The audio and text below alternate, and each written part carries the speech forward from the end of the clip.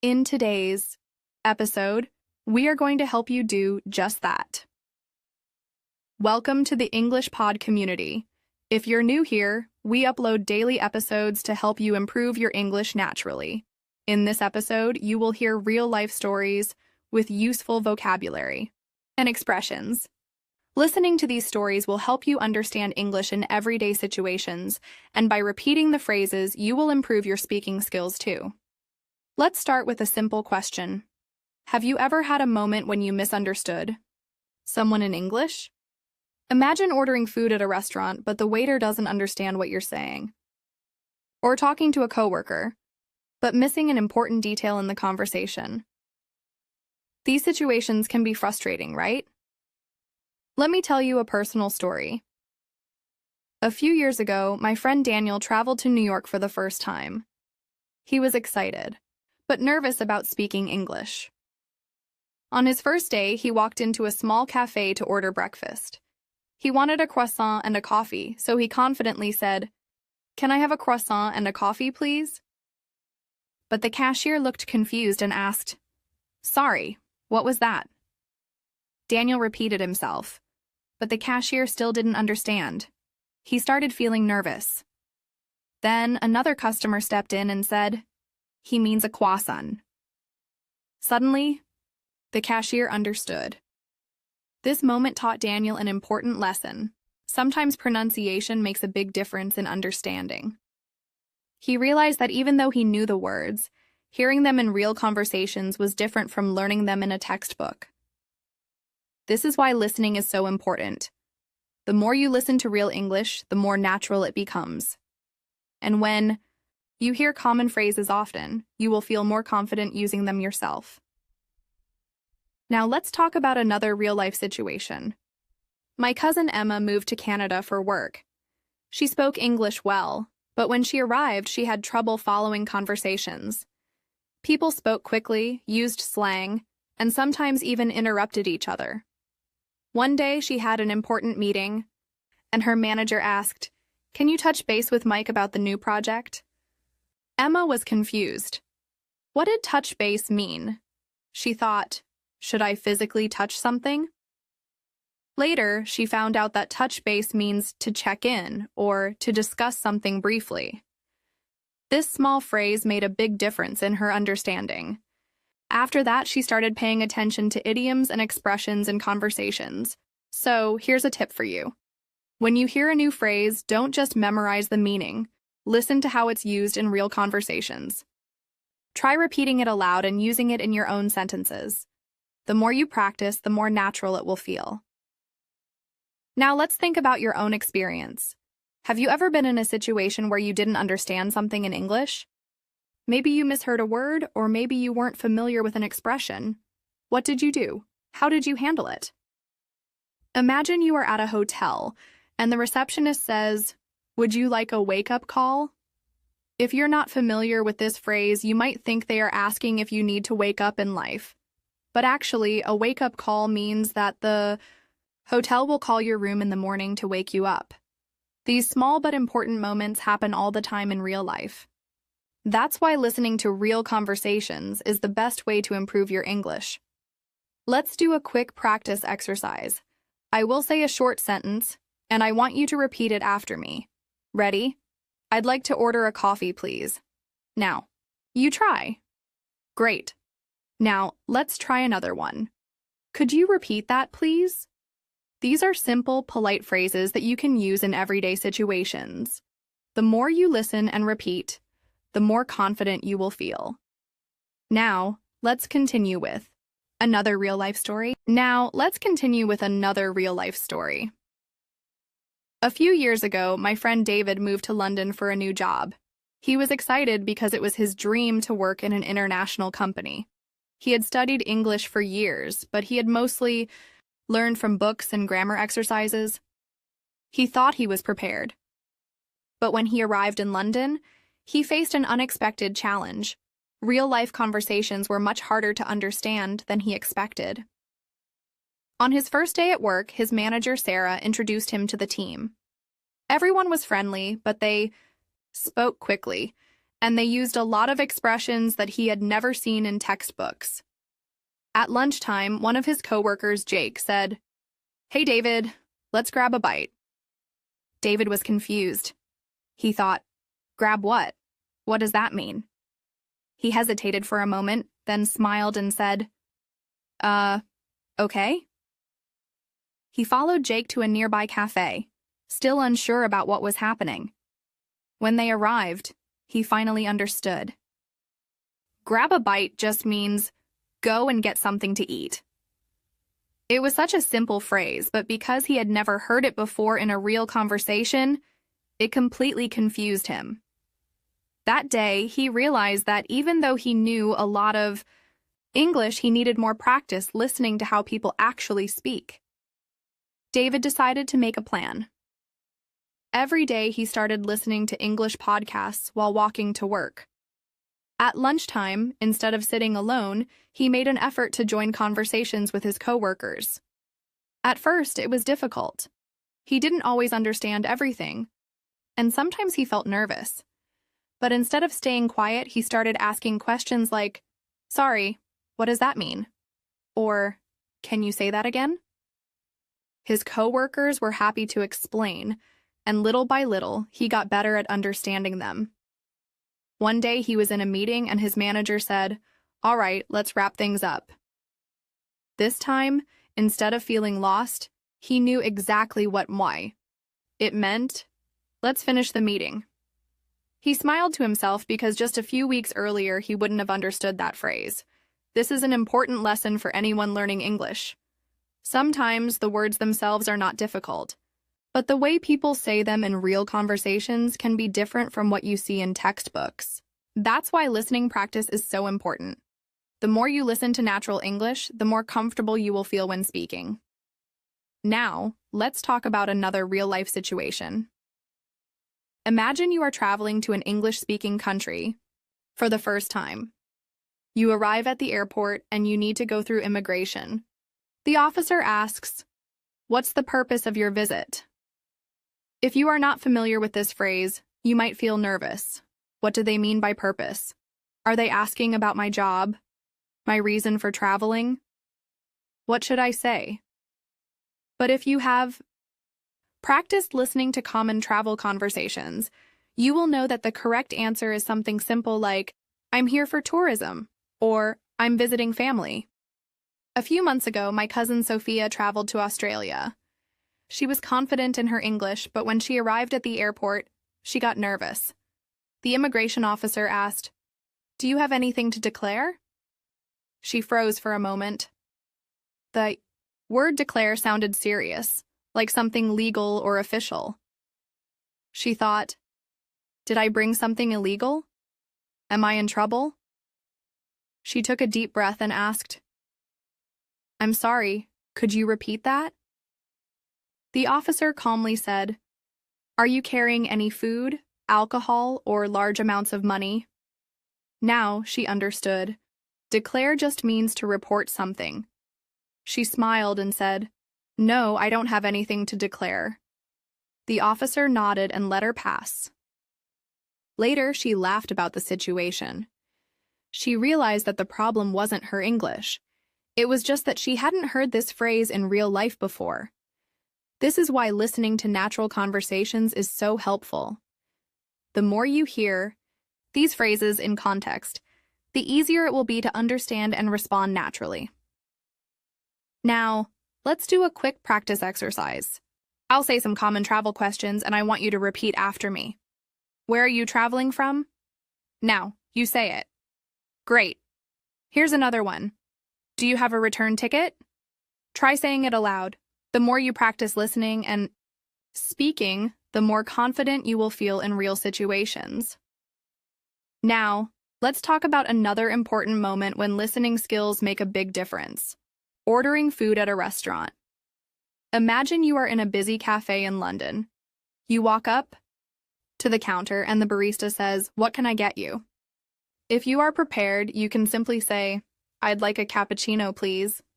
But what if they ask for here or to go? If you are not familiar with this phrase, you might feel confused. A friend of mine, Mark, had this exact experience. When he traveled to the US, he walked into a coffee shop and ordered a latte. The cashier asked, "For here or to go?" He hesitated. He had never heard this phrase before. He guessed that to go might mean takeaway, so he said, "To go." Luckily, he was right. But at that moment, he felt nervous because he wasn't 100% sure. After that, he started listening carefully to how people ordered food and drinks. He noticed that in the US, people often say, "Can I get a," instead of "I would like." He also learned that "that'll be" is a common way for cashiers to tell you the total price. For example, the cashier might say, "That'll be $5.50. If you don't know this phrase, you might not realize they are telling you the price. But once you hear it a few times, it becomes natural. This is why real-life listening is so important. The more you hear these phrases, the more confident you will feel when speaking. Now let's practice. I'll say some common phrases you might hear in a cafe. Repeat after me. "What can I get for you?" Now, you say it. Great. Here's another one. "That'll be $5.50. Try saying it aloud. When you listen and repeat, your brain gets used to the sounds of English, and speaking becomes easier. Now let's continue with another real-life example. Let's continue with another important area where listening and speaking skills make a big difference: making small talk. Small talk is the kind of casual conversation you have with people in everyday situations, like when you meet someone new or when you're waiting for a bus. It's a skill that can feel difficult at first, but once you practice it, it can become one of the most valuable ways to improve your fluency in English. A few months ago, my friend Maria, who is from Spain, moved to an English-speaking city for work. She had studied English for many years, but she was nervous about speaking with strangers, especially when it came to making small talk. She thought that small talk wasn't as important as knowing grammar and vocabulary, but she quickly realized that it was a huge part of everyday life. Her first week at work was a bit stressful. At lunch, her colleague John invited her to join him and a few others in the break room. Maria was unsure what to say. She didn't know these people very well, and she was afraid that she might say the wrong thing. When they sat down to eat, John asked, "So, how was your weekend?" Maria froze for a second. In Spain, people often talk about what they did over the weekend, but she didn't know if she should share something personal or keep it simple. She finally decided to say, "It was good. I went to the park with my family." That was a safe answer, right? But then John smiled and said, "That sounds nice. What did you do at the park?" Maria realized that this was just like asking someone about their hobbies or interests.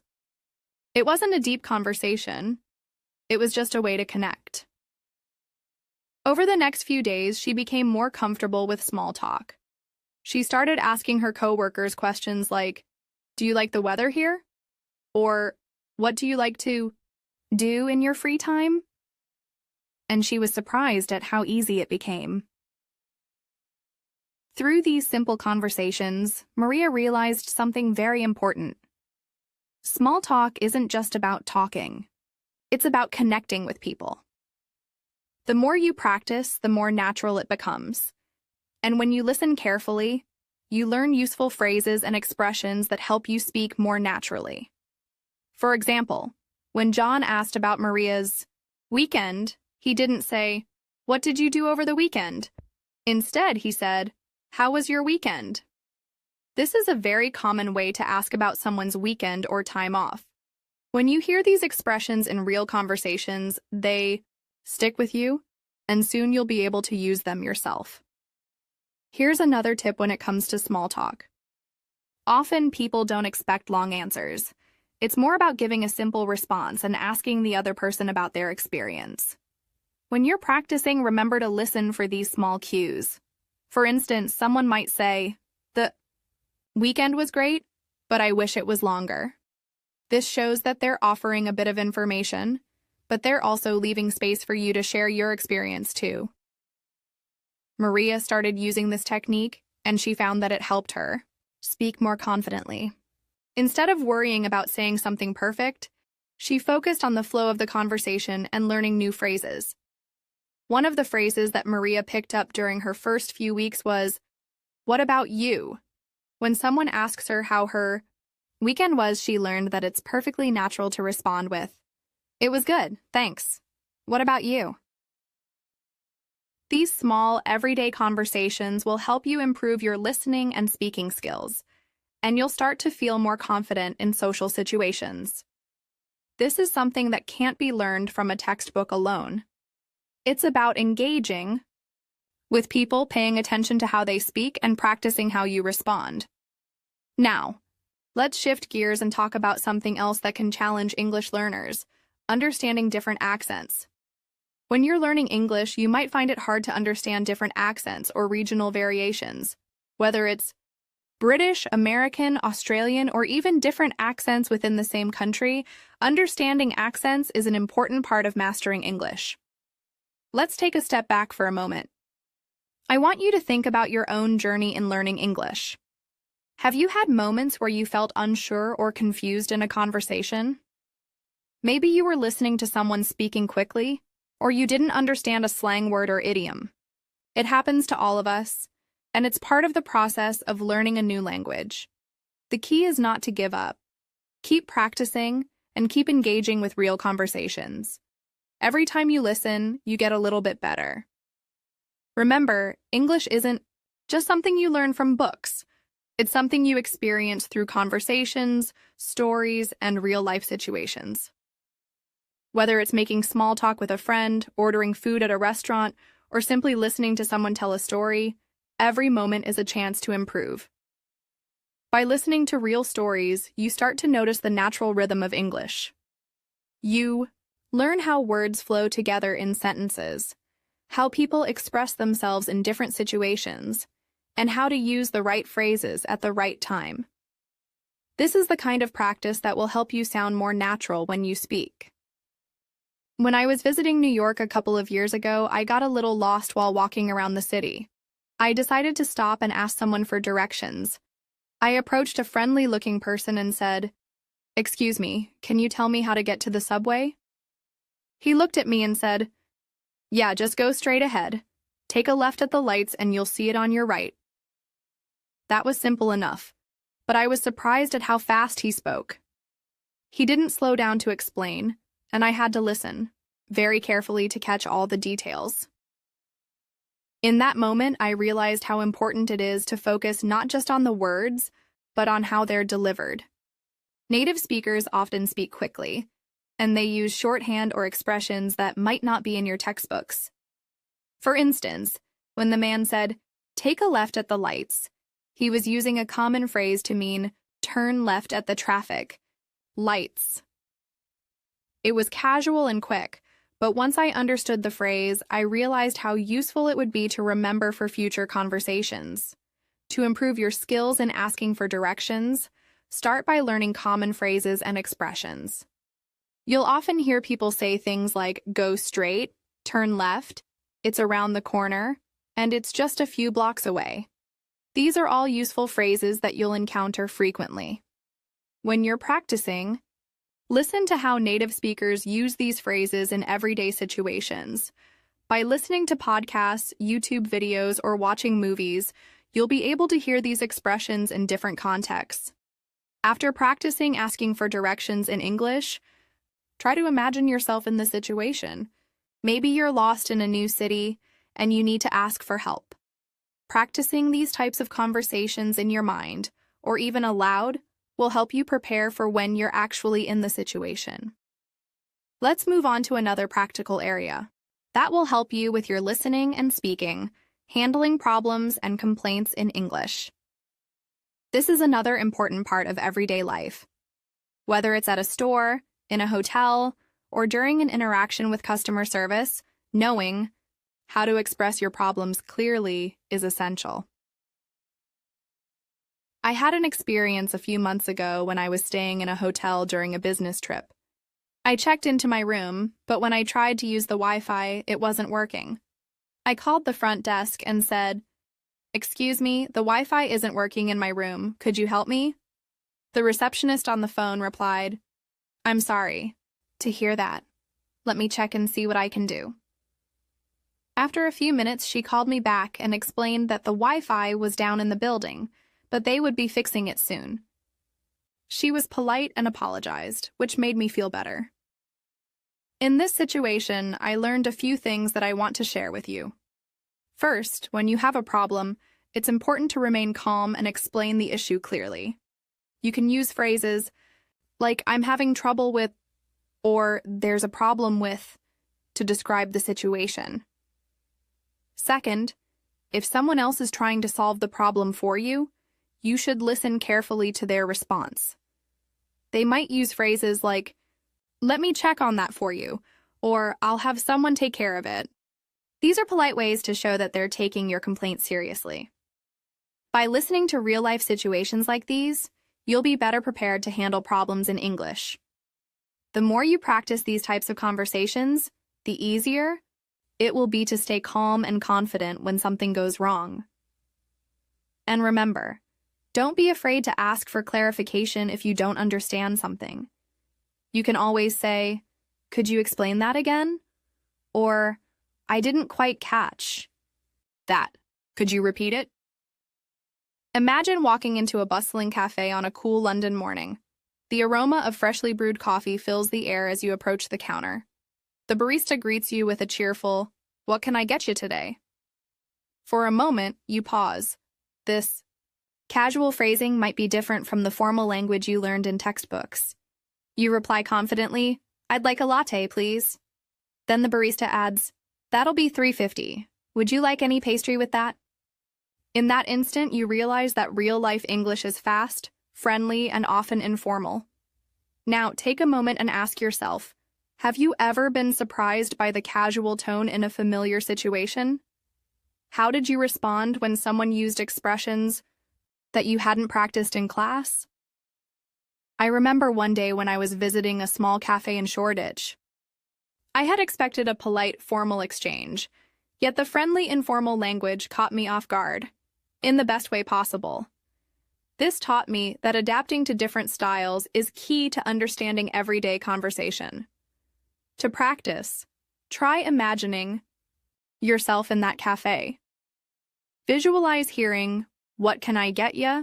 and responding with your order. Repeat these phrases aloud until they feel natural and become a part of your active vocabulary. Let's move on to another common scenario: asking for directions in a busy city. Picture yourself in New York City, surrounded by the hum of traffic and the chatter of pedestrians. A few years back, I found myself wandering the vibrant streets of Manhattan, trying to reach a well-known museum. I approached a local and asked, "Excuse me, could you please tell me how to get to the Metropolitan Museum of Art?"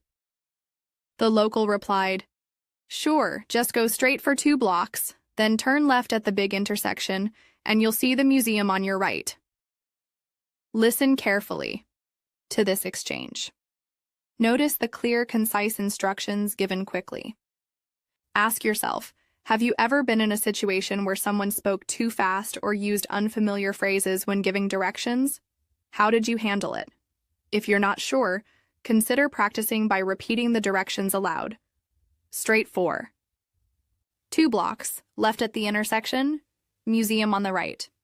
Repetition builds your confidence in both understanding and using these everyday phrases. Now let's explore the art of making small talk, a fundamental part of building relationships, in both personal and professional settings. I recall an afternoon at a local community event in London where I met a gentleman named Alex. He started our conversation with a simple, "Lovely weather today, isn't it?" I responded, "Yes, it's a beautiful day. I love how the sunshine brightens everything." That simple exchange opened up a pleasant discussion about favorite outdoor activities, local parks, and weekend plans. Think about your own experiences. What topics do you naturally bring up when meeting someone new?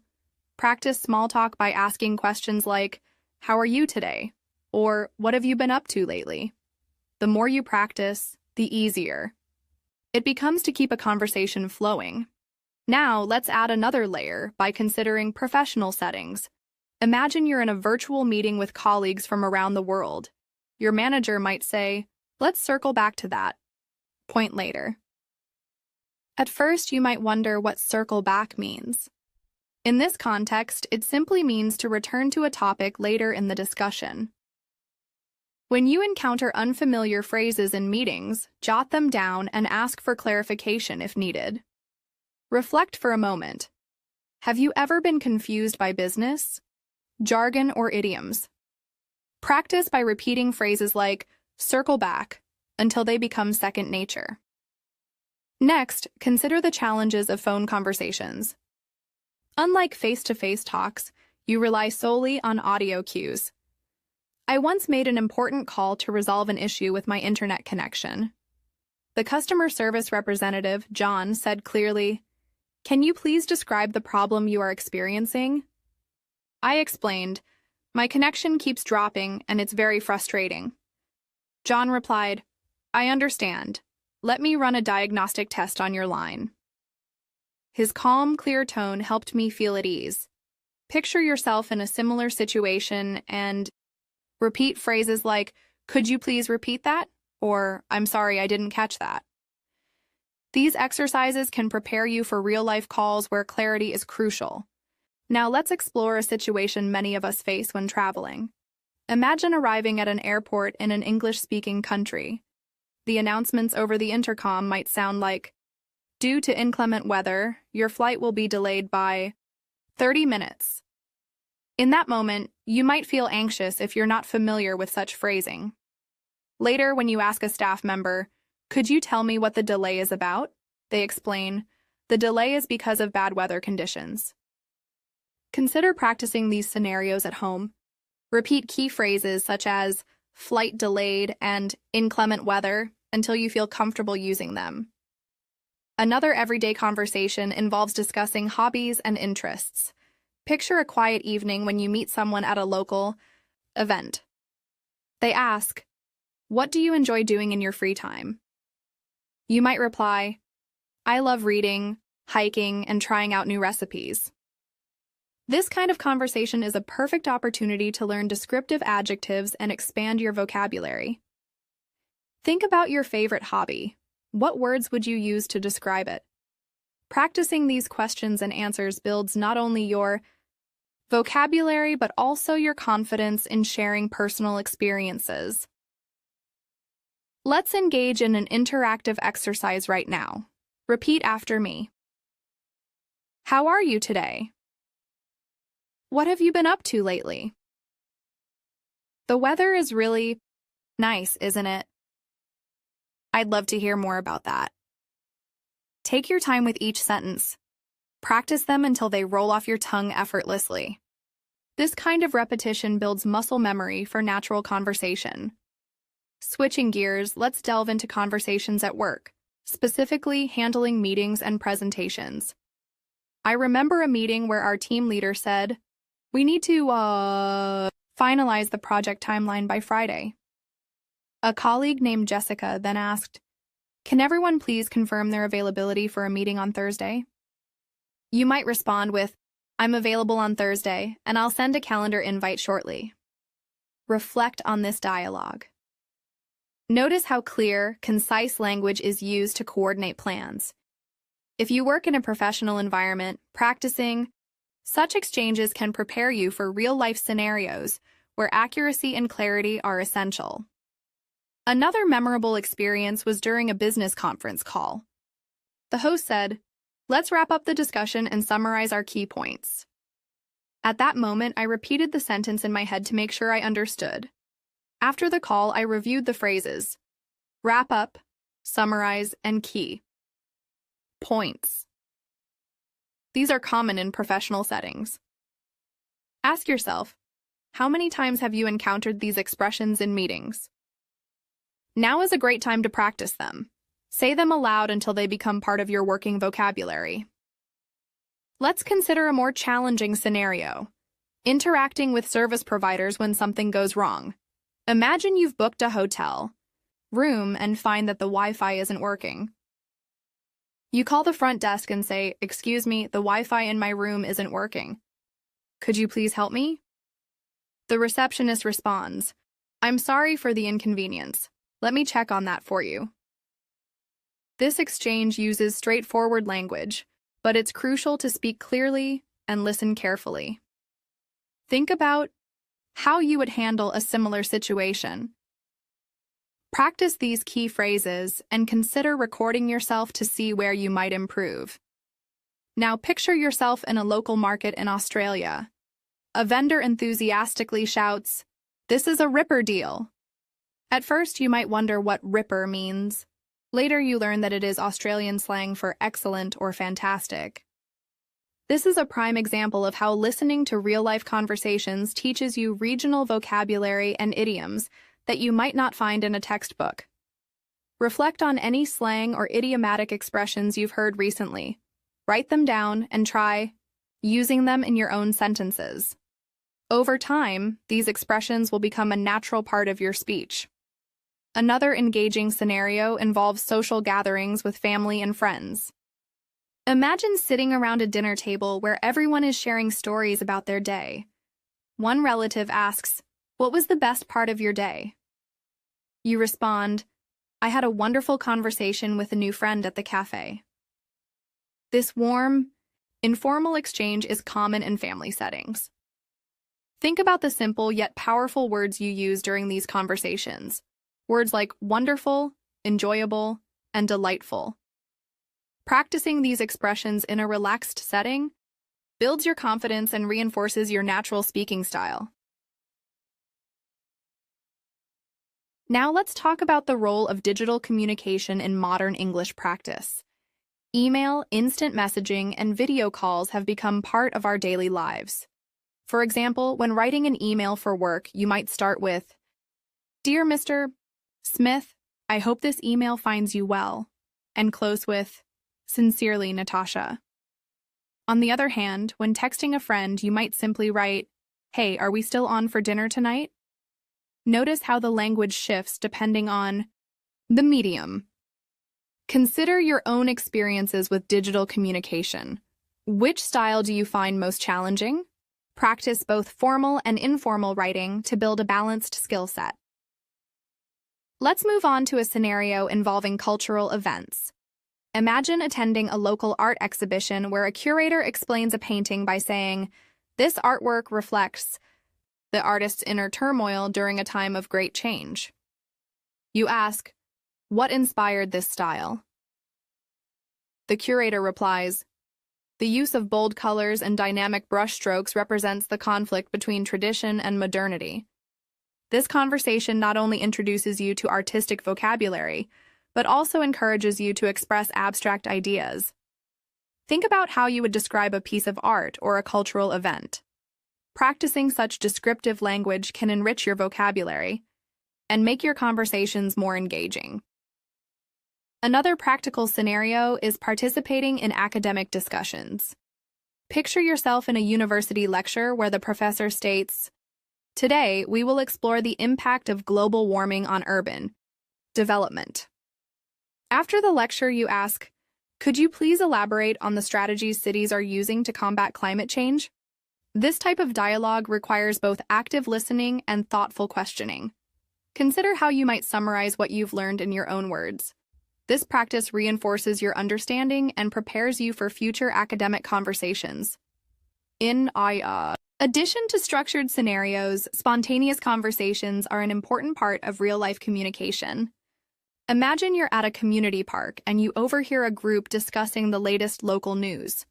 One person remarks, "The new park renovations have really transformed this area."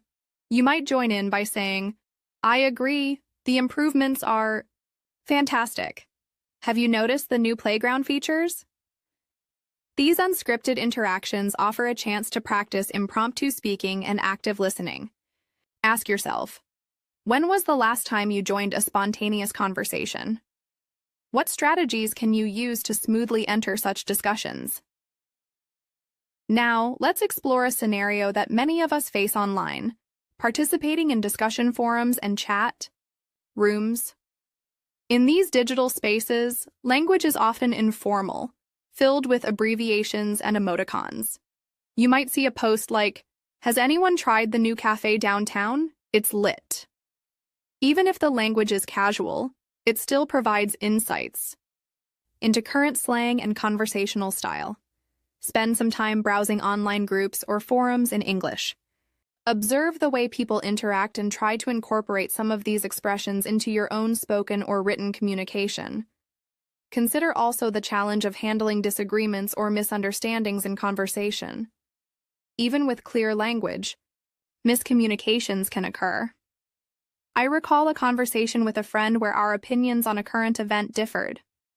Instead of letting the discussion become tense, we said, "I see your point, but I have a different perspective. Can we clarify our thoughts further?" Using phrases like these helps keep the conversation respectful and constructive. Reflect on any disagreements you've experienced. What language could have helped smooth the situation?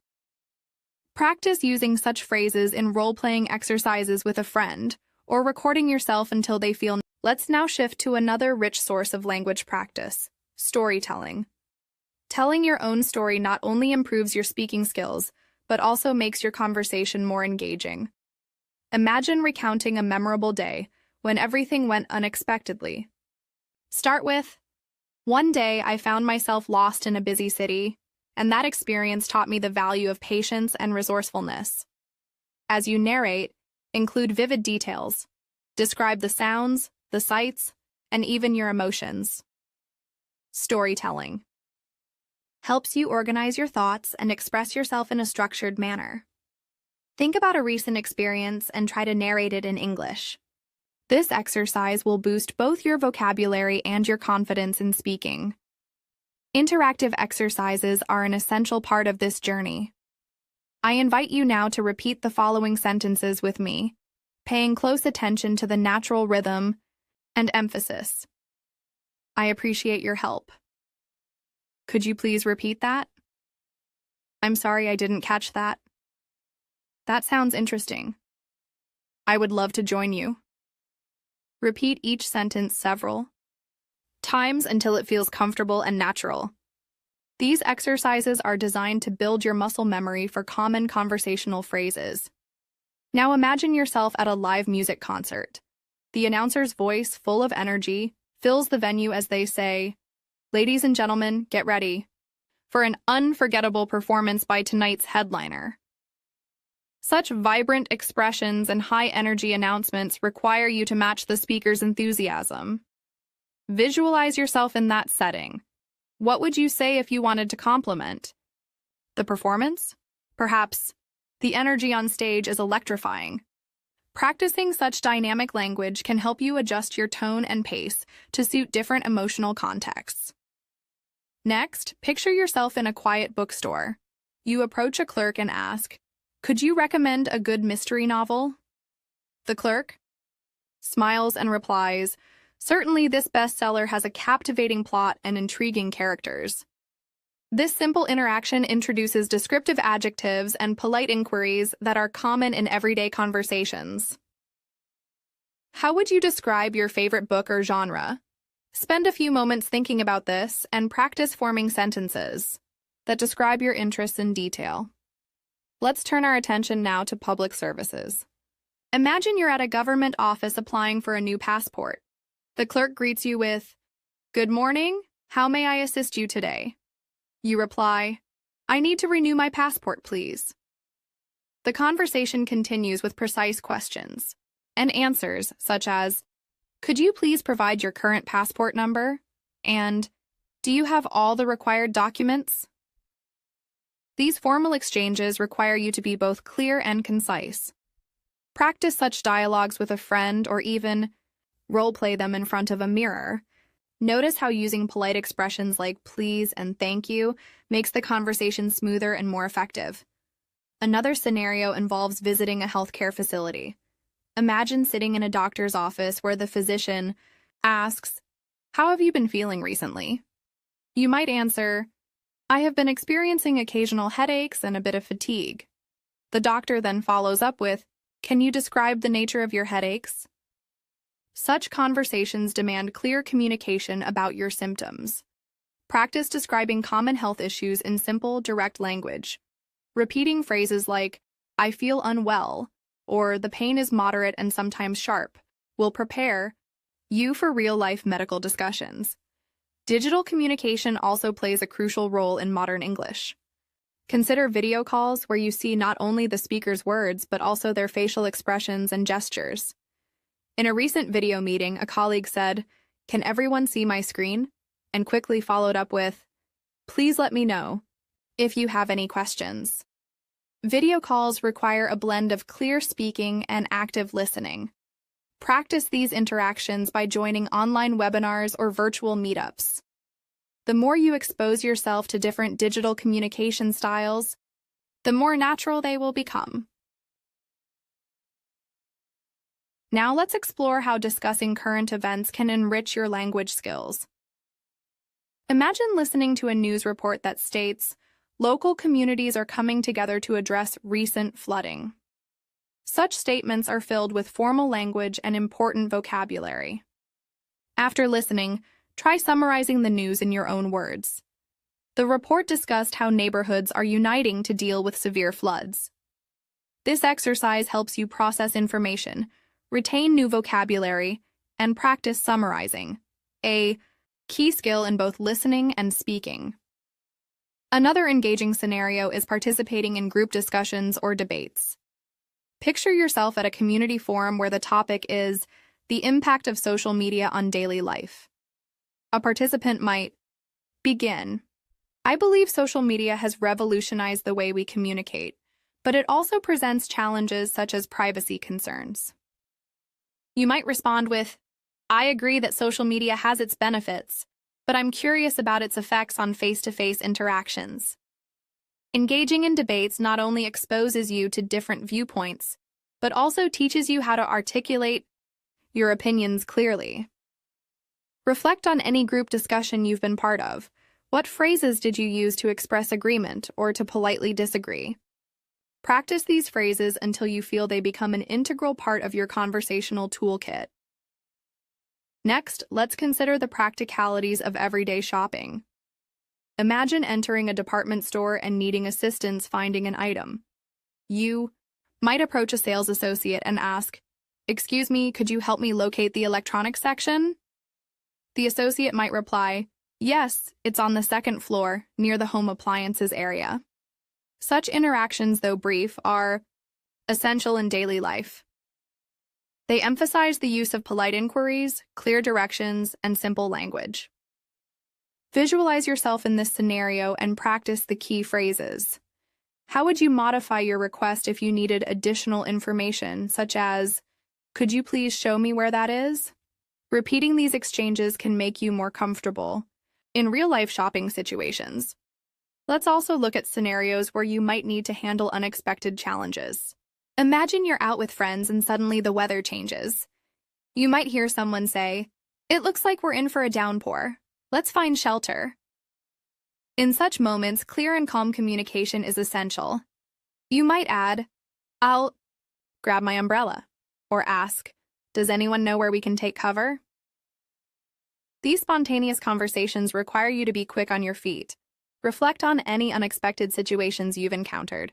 How did you communicate in the moment? Practice these scenarios with a friend so that when the time comes, you feel ready to respond confidently. Consider next a scenario involving a friendly debate on a lighthearted topic, such as discussing favorite cuisines. Imagine sitting at a dinner party where someone remarks, "Italian food is the best because of its rich flavors and variety." You might respond, "I love Italian food too, but I'm also fond of the spicy kick of Thai cuisine." This type of dialogue helps you practice comparing ideas and expressing preferences. Notice the language used. Words like rich, variety, spicy, and fond add color to your conversation. Ask yourself, which adjectives do you commonly use when describing food or other interests? Practice crafting sentences that incorporate these descriptive words to enhance your communication. Let's now transition to scenarios that involve nonverbal cues and body language. Even though our focus is on listening and speaking, nonverbal elements play a key role. Picture a conversation where a friend is explaining an exciting news story. Even if you cannot see them during a phone call, imagine how their tone of voice conveys excitement. Their laughter, the slight pause before a punchline, and the change in pitch all signal their emotions. While practicing on your own, try to incorporate these elements. Smile as you speak, and notice how your tone changes. Even without a visual cue, these subtleties make your speech more engaging and natural. We have now reached a point where each scenario builds upon the previous one, enriching your understanding of real-life English. As you continue your practice, remember that every conversation is a stepping stone on your journey toward fluency. The everyday interactions we've discussed, from ordering food and asking for directions to engaging in professional meetings, participating in cultural events, and even handling unexpected situations, each offer valuable opportunities to practice and improve your listening and speaking skills. Imagine your future self confidently navigating any situation, whether you're conversing with a stranger in a cafe or leading a meeting at work. Visualize the progress you will make by immersing yourself in these varied scenarios, practicing key phrases, and learning from every interaction. The more you expose yourself to natural, authentic English, the more intuitive your responses will become. Let's now explore even more nuanced interactions and advanced conversational techniques. Picture a lively dinner party hosted by a close friend. The host welcomes everyone by saying, "I'm thrilled that you all could join me tonight. Let's raise a toast to friendship and new beginnings." Conversations buzz around the table. Guests share stories about their day, debate current events, and reminisce about old times. In one corner, someone remarks, "This meal is absolutely delicious. A real feast for the senses." In another, a discussion unfolds about travel experiences and future plans. Notice the shift in language, from casual greetings to more expressive, detailed narratives. How would you describe such an experience in your own words? Practice forming sentences that capture not only the facts but also the emotions of the moment. Now, consider another setting, a professional workshop where participants share innovative ideas. The facilitator starts with, "We are here to collaborate on creative solutions." One participant explains, "My idea is to develop an app that connects community members with local events." Following the presentation, the facilitator asks, "Can anyone offer feedback or suggest improvements?" This exchange encourages you to practice offering constructive criticism and expressing your opinions politely. Think about a project or idea you're passionate about. How would you explain it in a way that is both clear and engaging? Role-play this conversation, focusing on clarity, organization, and the natural flow of ideas. We can also delve into the art of negotiating, an essential skill in both personal and professional life. Imagine you're at a market and wish to negotiate the price of a souvenir. The vendor says, "This item is priced at $20. You might reply, "Could you do $15? The vendor might counter, "How about $18? Engaging in such negotiations teaches you to use polite language while expressing your needs. Practice using phrases like, "Would you consider?" or "Is there any possibility of a discount?" Such exercises not only build your vocabulary, but also prepare you for real-life bargaining situations. Next, envision a scenario in which you participate in a creative brainstorming session with colleagues. The atmosphere is dynamic, and ideas flow freely. A colleague suggests, "What if we try a new marketing strategy focused on social media influencers?" You add, "That's an interesting idea. Could you elaborate on how we might implement it?" The discussion evolves with each participant building on the previous idea. In these situations, it is vital to listen actively, ask clarifying questions, and summarize key points. Reflect on how you might contribute to such discussions. What phrases would you use to express agreement, request further details, or offer a new perspective? Practice these conversational tools until they become second nature. Imagine, too, the challenge of speaking with confidence during unexpected interviews or impromptu presentations. Perhaps you're at a networking event and someone unexpectedly asks, "Can you tell me about your work?" You might respond with a brief, confident summary. "I work in digital marketing, helping businesses connect with their audiences through innovative online strategies." This type of spontaneous speaking requires you to organize your thoughts quickly and express them clearly. Practice by preparing a few short introductions about yourself and your work. Repeat them until they sound natural and relaxed. We've covered scenarios from formal meetings and technical support calls to casual dinners and lively debates. Each example emphasizes the importance of active listening, thoughtful questioning, and clear expression. As you move forward, incorporate these techniques into your daily interactions. Whether you're speaking one-on-one or in a group, every conversation is an opportunity to refine your skills. Now, consider integrating multimedia into your practice. Audiobooks, radio shows, and podcasts offer a wealth of authentic language exposure. I remember listening to a popular British audiobook narrated by an actor with clear, crisp pronunciation. I paused frequently to repeat sentences and mimic the intonation. Such shadowing exercises can dramatically improve your accent, rhythm, and overall fluency. Choose a short audio clip from a source you enjoy and practice shadowing it. Notice the subtle inflections and the natural pauses the speaker uses.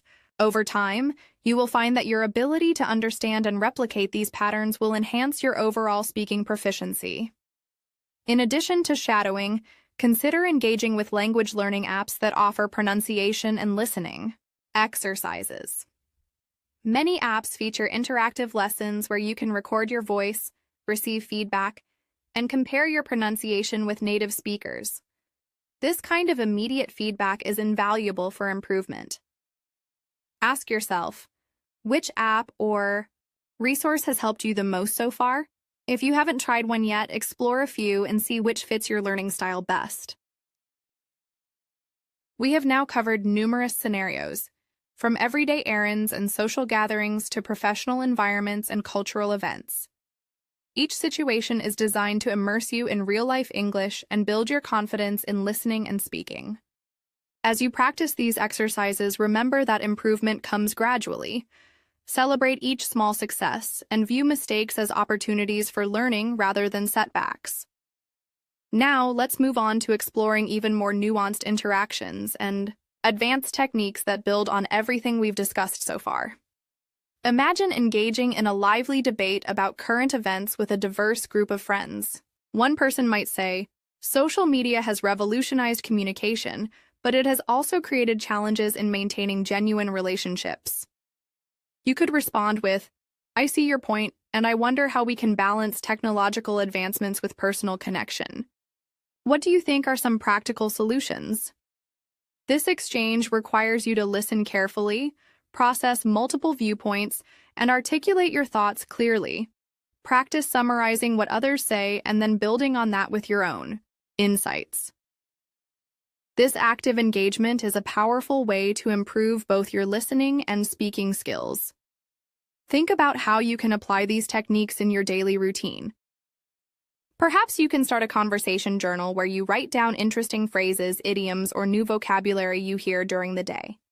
Reflect on conversations you had. What worked well and what could you improve next time?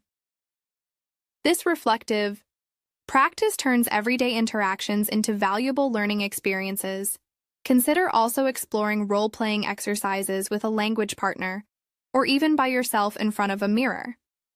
Imagine various scenarios: a job interview, a customer complaint, a casual chat with a neighbor, and act them out. This role-playing not only reinforces the vocabulary and expressions you've learned, but also helps you develop a natural, confident speaking style. Challenge yourself by switching roles. One moment you're the speaker, the next you're the listener. How does your language change in each role? This exercise will help you become more adaptable and aware of the nuances of conversation. Furthermore, Delve into discussions about abstract topics such as dreams, ambitions, or even philosophical questions. For instance, you might say, "What do you believe is the most important quality for success?" Such open-ended questions invite detailed responses and require you to think critically in English. They also provide a platform for you to express your opinions and learn new vocabulary and context. Practice forming your thoughts on these topics and sharing them in a clear, concise manner. Over time, you'll find that your ability to discuss complex subjects improves dramatically. As you continue your journey, it's important to vary your sources of input. Listen to podcasts from different regions, watch interviews with speakers who have distinct accents, and read aloud from various genres, be it fiction, nonfiction, or even poetry. Each medium offers its own set of challenges and rewards, enriching your overall understanding of the language. Ask yourself, which source of English do you enjoy the most, and how can you incorporate it into your daily practice? Balancing different types of content will ensure you're prepared for any situation, whether formal or informal. Imagine a scenario where you attend a live workshop at a community center. The facilitator welcomes everyone. "Good morning, everyone. I'm excited to dive into today's creative session." As the workshop progresses, you participate in group activities, share your ideas, and listen to others with genuine interest. You might say, "I found that exercise very inspiring. It really opened my mind to new possibilities." Reflect on how these structured yet creative environments force you to adapt your language in real time, using both prepared phrases and spontaneous responses. How can you seek out more of these opportunities? Another engaging context is interacting with people in informal digital spaces. Consider joining an online chat room or a discussion board dedicated to topics that interest you. Whether it's a forum about travel, cooking, or technology, these platforms allow you to see natural written English in action. They also offer a less intimidating environment to practice your language skills, read through discussions, note down interesting phrases, and even contribute your own thoughts. Ask yourself, what have you learned from online conversations that you might not encounter in formal settings? Embrace the diversity of language and use it as a tool to enhance your spoken English later. We have now journeyed through numerous scenarios and exercises designed to immerse you in real-life English.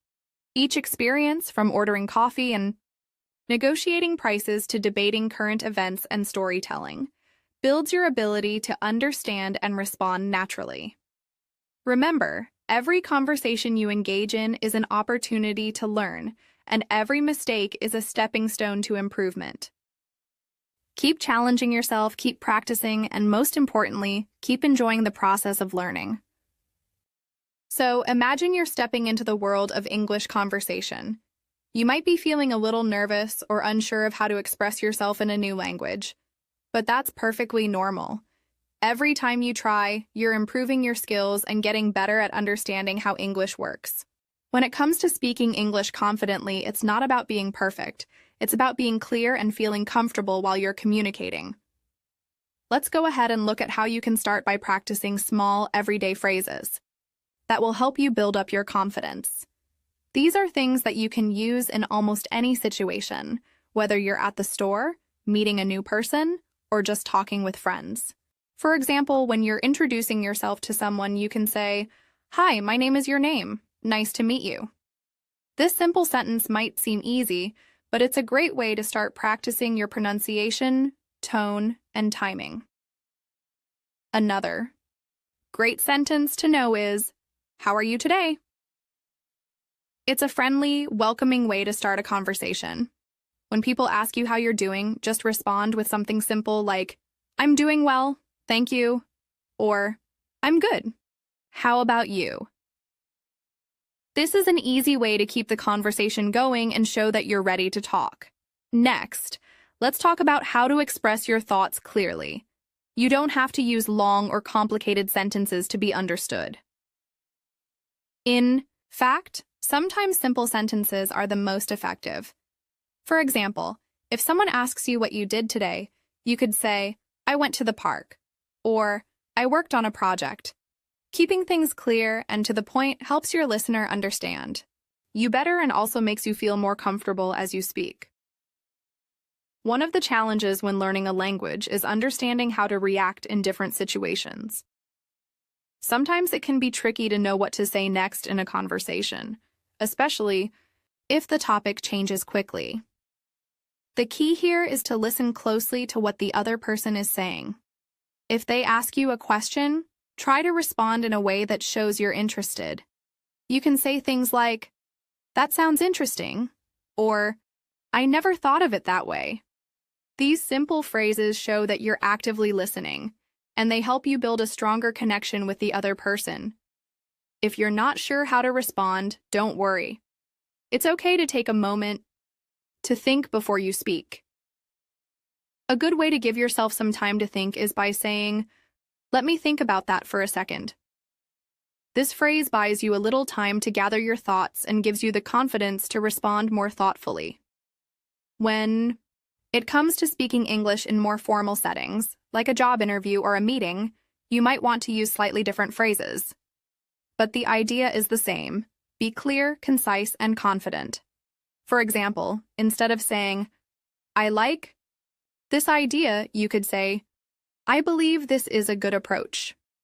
This makes your statement sound a little more formal, but it still communicates the same thing. Remember, the key to speaking confidently is to practice regularly. You don't have to wait for a special occasion to practice your English.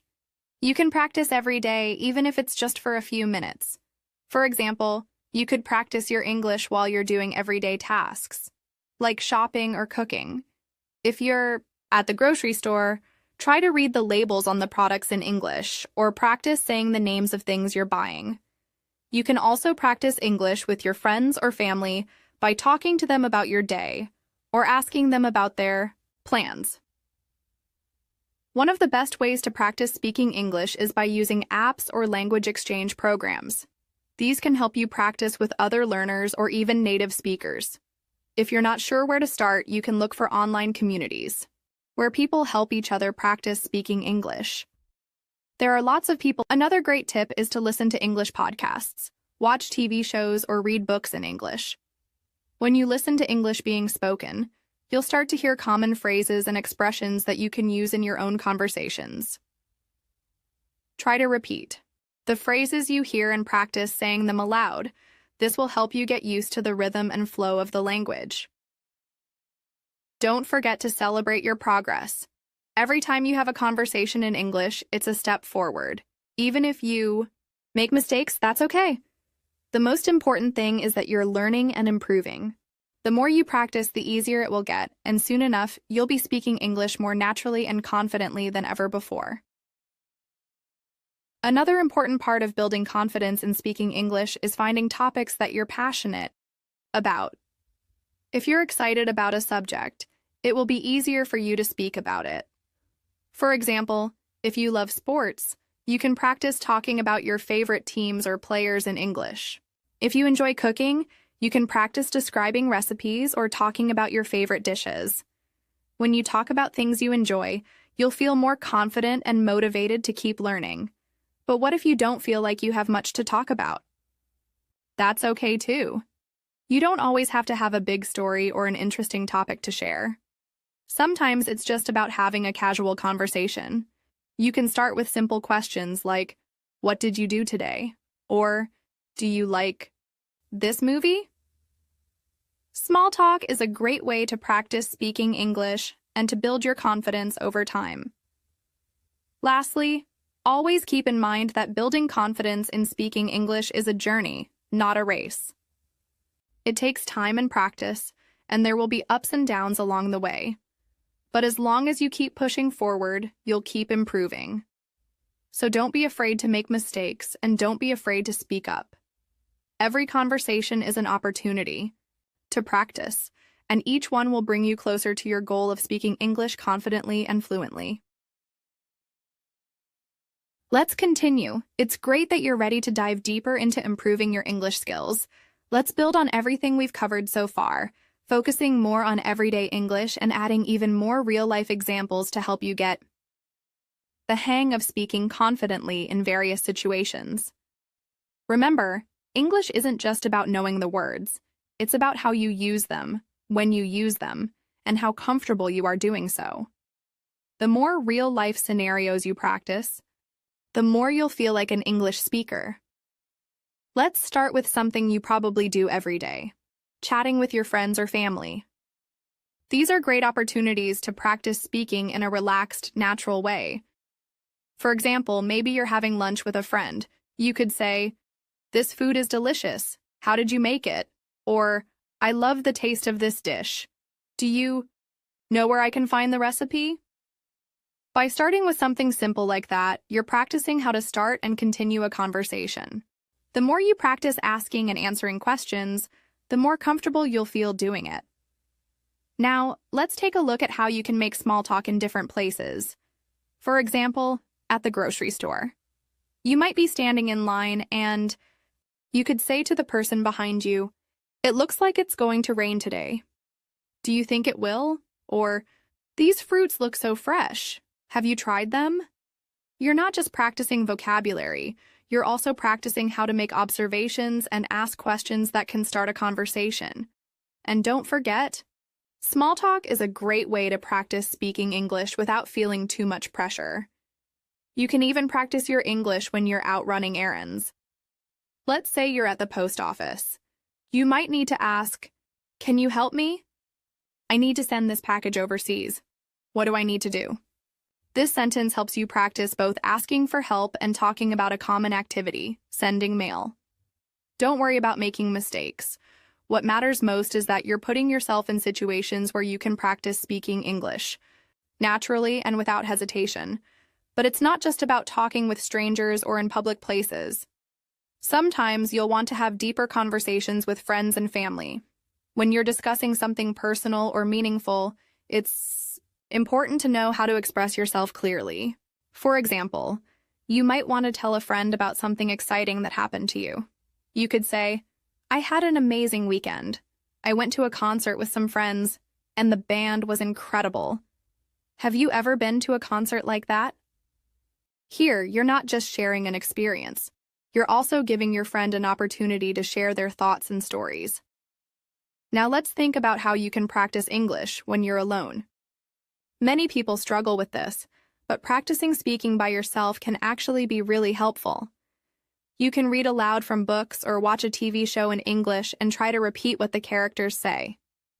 I know it might feel strange at first, but over time, it can improve your pronunciation, rhythm, and overall fluency. Another thing you can do is talk about your day in English. For example, "Today I woke up early, had breakfast, and then went to work. After work, I met a friend for coffee. It was a busy day, but a good one." This is the simple way to practice, forming sentences and using vocabulary in a meaningful way. As you start to gain more confidence in speaking, you might want to have conversations about more specific topics. This could be anything from sports, movies, hobbies, or current events. The goal is to expand your vocabulary and learn how to express yourself on a variety of topics. If you're talking about sports, you might say, "I'm a huge fan of soccer. My favorite team is Team Name, and I love watching their games. Do you like soccer too?" Or if you're talking about movies, you could ask, "Have you seen any good movies recently? I just watched Movie Name and thought it was amazing." One of the most important things to remember when practicing English is that it's not about using the most complicated words or phrases. It's about communicating your ideas clearly and effectively. So don't be afraid to use simple sentences, especially when you're just starting out. For instance, "I'm learning English," or "I like this song," might seem basic, but they're perfect examples of how to express your thoughts simply and clearly. As you grow more comfortable, you can start adding more details like, "I've been learning English for 6 months now, and I'm getting better at it every day." You also have to remember that every conversation is an opportunity to learn. If you make a mistake, that's fine. It's a part of the learning process. For example, let's say you were at the store and you said, "How much is this?" But the cashier responded with, "It's $5. You might think to yourself, "Oh, I should have said, 'How much does this cost?'" But don't worry. Mistakes like this are natural, and they give you the chance to learn and improve. The more you practice, the more you'll start to notice how native speakers express themselves. The goal is not perfection, it's progress. Have you ever had an embarrassing moment in English? Maybe you said something wrong or you couldn't think of the right word at the right time. That's okay. It happens to everyone, even fluent speakers. For example, I remember once when I was learning English, I tried to order food at a restaurant and accidentally said, "I would like a coffee with a spoon," instead of, "I would like a spoon with my coffee." The waiter smiled and corrected me, but it was a funny moment. It's those little things that teach you the most and help you remember the right phrases next time. The key is not to let these moments discourage you, but rather to laugh at them and learn from them. Now let's look at how you can improve your listening skills as well. One of the best ways to improve your listening is to listen to English every day. This could mean watching movies or TV shows, listening to podcasts, or even just talking to someone in English. You can start by watching shows with subtitles to help you connect the spoken word with the written word. As you get better, try watching without subtitles and see how much you can understand. Over time, your listening skills will improve, and you'll be able to follow conversations more easily. When you're listening to English, try to focus not just on the words, but also on the rhythm and tone. Native speakers don't always speak slowly and clearly like you might hear in a classroom. Instead, they use contractions, slang, and sometimes speak really quickly.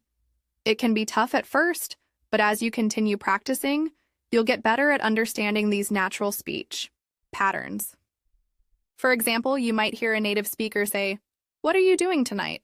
instead of, "What are you doing tonight?"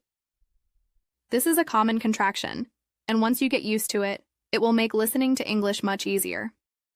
One great way to practice is by listening to conversations between friends or family. For example, if you're watching a show and two characters are having a conversation, pay attention to how they respond to each other. Notice the questions they ask and how they show interest in each other's answers. You can even pause the video and repeat what they say to improve your pronunciation and sentence structure. Additionally, listening to podcasts like this one is a fantastic way to practice. In fact, by listening to real-life conversations between people, you'll hear natural pauses, tone changes, and different ways to phrase things. Over time, this will help you become a more confident speaker and listener. So whether it's casual chat or more serious discussions, you'll learn how to adapt to different types of conversations in English. Let's continue and dive deeper into how we can make your English journey even more practical and relatable.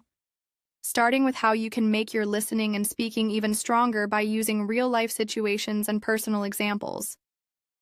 The key to mastering a language is immersing yourself in it as much as possible, especially by engaging in conversations that feel natural and connected to your everyday life.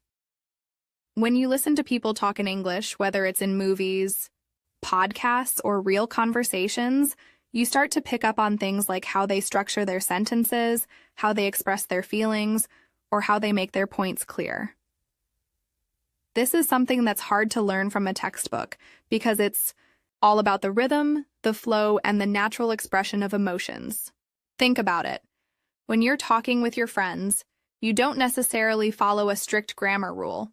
Instead, you speak from the heart, and you adapt based on the situation.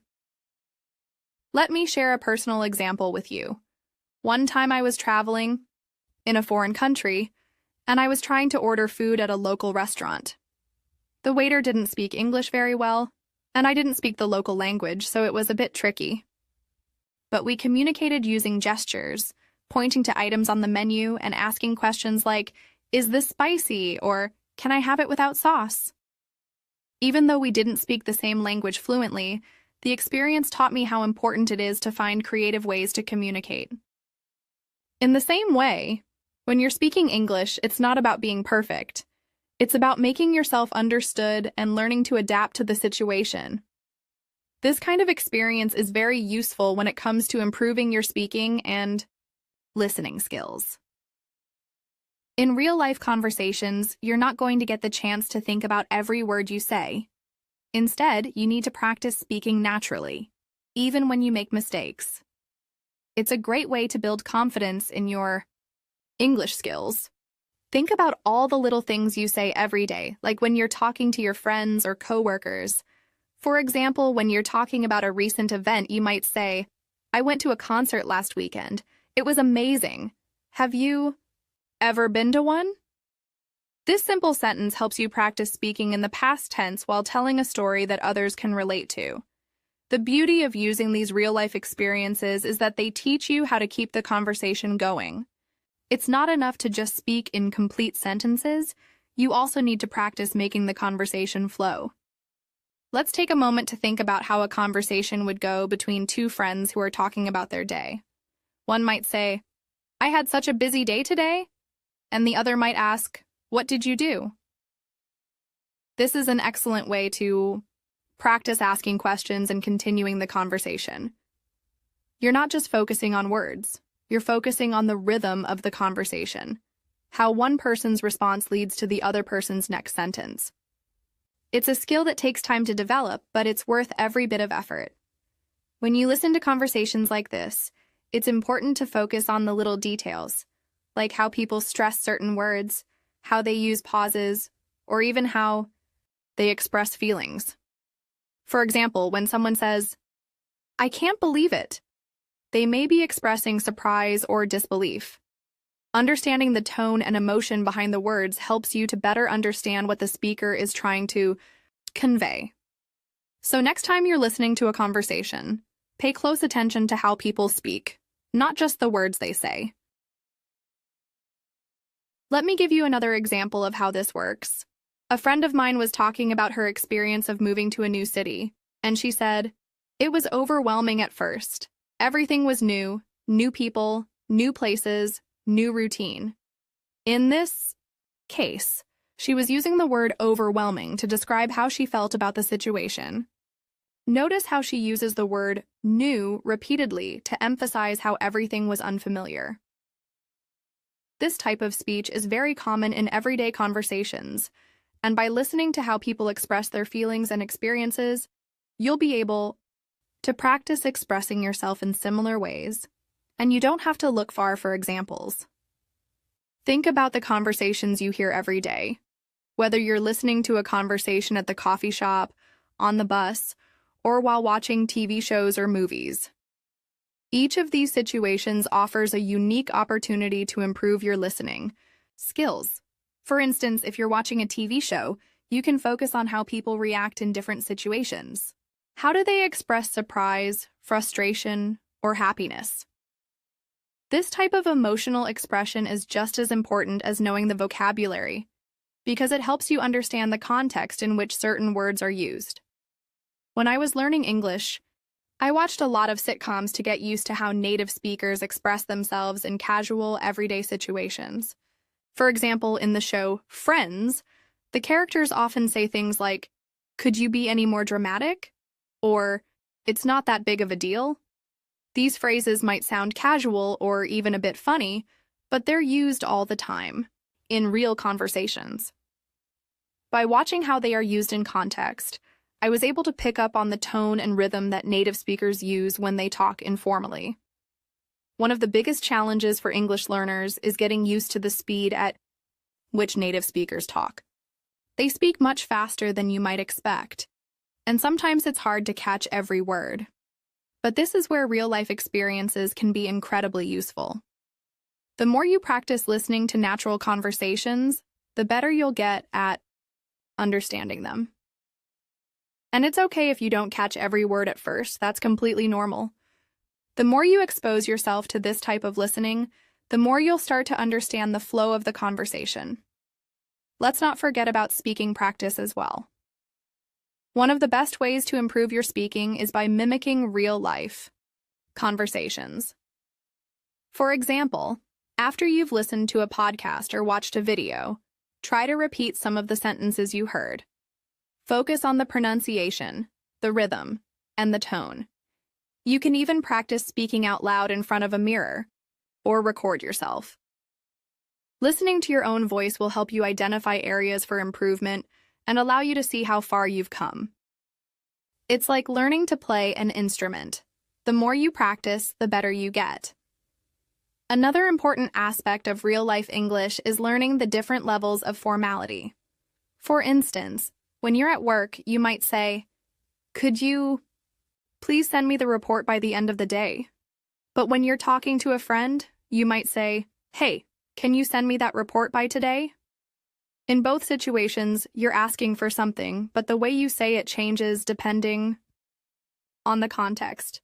By practicing different levels of formality, you'll learn how to communicate effectively in both professional and casual situations. In the workplace, there are certain phrases that are used all the time. For instance, if you're working in an office, you might need to send an email asking for clarification on something. You could say, "I just wanted to clarify what you meant in the meeting earlier. Could you please explain it again?" In this case, you're politely asking for more information.